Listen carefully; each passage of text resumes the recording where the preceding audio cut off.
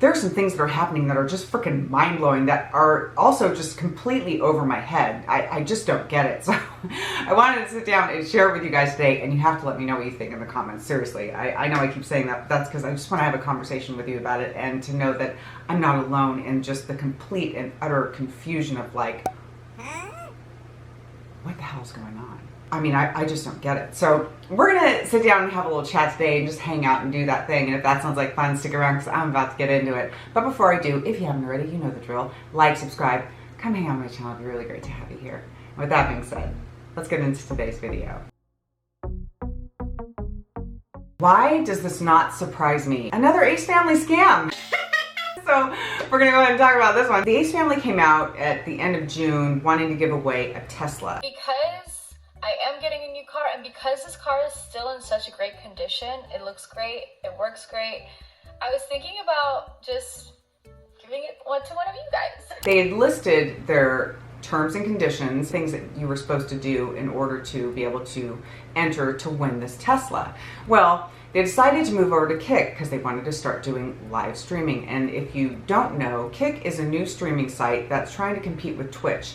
And they're actually affiliated with a gambling site. It's kind of shady, it's kind of sketchy, but the Ace Family, they're saying, okay, you know, we want to stream, and what's going to happen is they decided to switch it up. And you go ahead and you hop on Kick and you follow us there, which they didn't really end up getting a lot of followers. At least I don't think they got the amount that they were wanting or hoping for. But some people did follow them there. And the idea was that, you know, you get on there and you show them lots of love and you give lots of likes. Every stream, everything they're doing, make sure you're commenting. Where in other ones are like saying that you have to tag a friend and you're doing this. And so all these different rules and things keep switching up and changing, and it becomes kind of like unclear as to what's going on. And it's all getting kind of enmeshed in all these different ways you're supposed to act and react in order to be a part of the contest that they're throwing. So time passes and no one's really hearing anything. No one really knows what's going on until they hop on TikTok saying that they had announced the winner. They decided that the winner was going to be someone who had really supported the Ace Family from the get-go and was the first to purchase their merch. That was it. Nobody knows who the winner is. No one has heard any other announcements going forward as to what had gone on, who had specifically been chosen. You know, it's all just basically gone dark from there. And if you go on their Kick platform, which you have to go ahead and create an account in order to be on Kick to begin with. You can't just download the app and just be a part of it. You have to have your own account in order to find out what's going on. But if you go on there, you'll find that everything has been deleted from their Kick site, and apparently the contest is over and no one has any clue what went down and who won at this particular moment in time. I've seen this family over the years.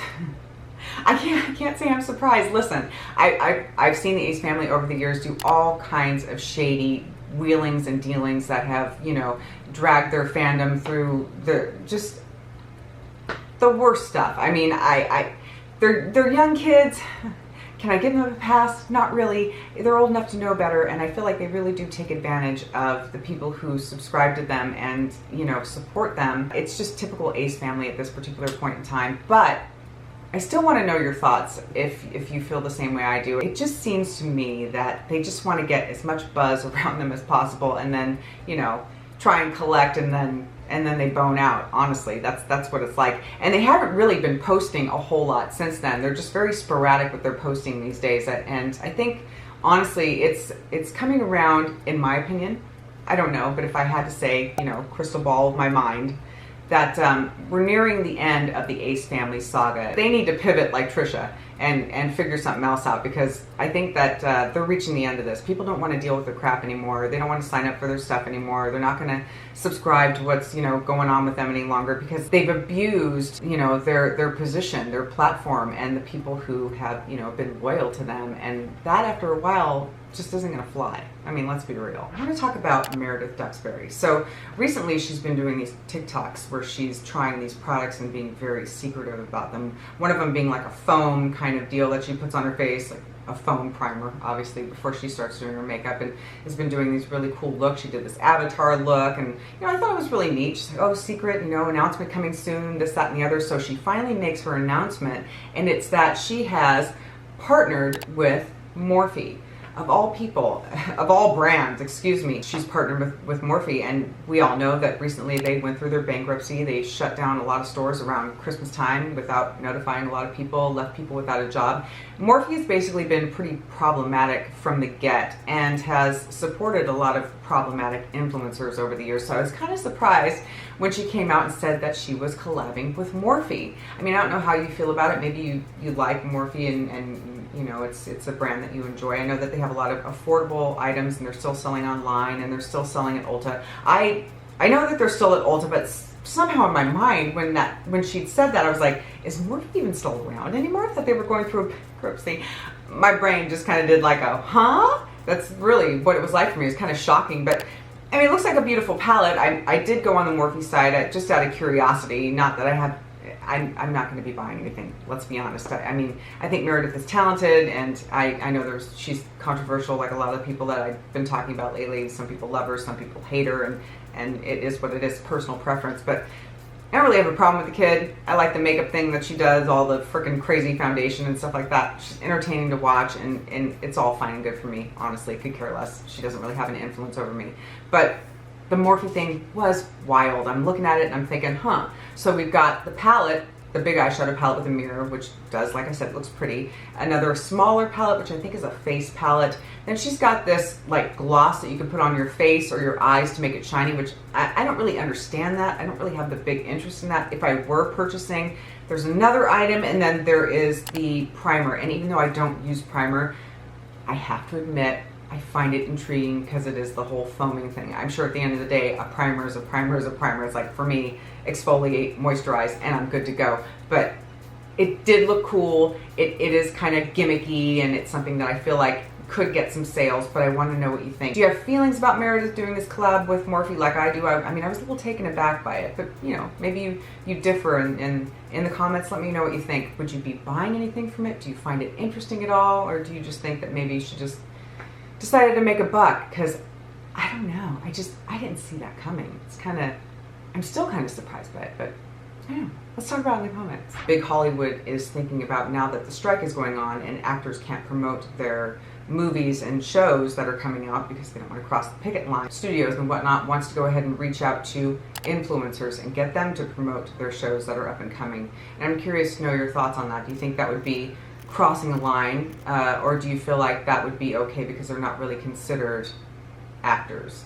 I kind of feel like these studios have more than enough money. They're literally talking about waiting out the writers and all that to get rid of the contracts, and they can, till basically everyone's like out of money and they have no choice but to come crawling back. So for me personally, I think that we should just not support it at all, because they're basically abusing, you know, these people who work really hard, who are, you know, they're taking advantage of them, not giving them the pay. Same with actors, you know, and the idea that they could just AI someone and just use their likeness without permission, like something right out of that Netflix show that we watched, my husband and I. Oh my God, it was great. Black Mirror, fantastic. I love it. It's like the brand new Twilight Zone for me, and it was such a cool episode. I mean, we really had a great time watching it, but it does seem like things are going in that direction. It's really freaking strange. I would like to see the studios meet the demands of, you know,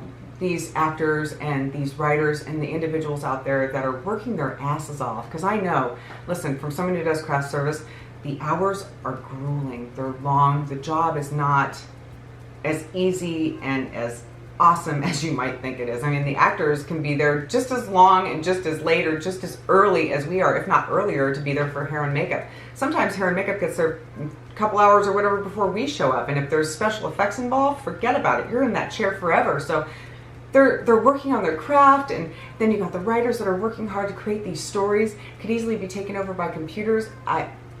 I'm not for it. I think that Big Hollywood has more than enough money to go ahead and take care of the individuals that work their butts off for them, and it wouldn't even cause them any harm. I think it's all about greed. It's incredibly frustrating. So I'm hoping that demands are met soon and that the strike would end soon, so that we can all go back to work and make a living again, because it's getting scary out there, you know. The fact that they do have enough money to wait us all out is even more terrifying. So let me know your thoughts in the comments. Do you think that influencers should go ahead and take the reins while actors are on the picket line, or do you think they should leave it alone and let Big Hollywood learn a lesson here that we're not just disposable, that we're actually necessary. And sometimes a computer is great, but it can't take the place of the heart and the mind of a person. Do you believe that there are lizard people living among us? Because in the beginning of July, there was a woman on board of an American Airlines flight. And this is coming from the perspective of another passenger who was on the flight with her. And she was talking with a man who was in a hoodie. You never get to see the man. There's been several videos posted about it. This conversation that they're having, it seems more like she's talking to him, and it doesn't really seem like he's answering all that much, but it starts to escalate. And it gets to the point where this woman literally has a meltdown. Getting the off and everyone can either believe it or they cannot believe it.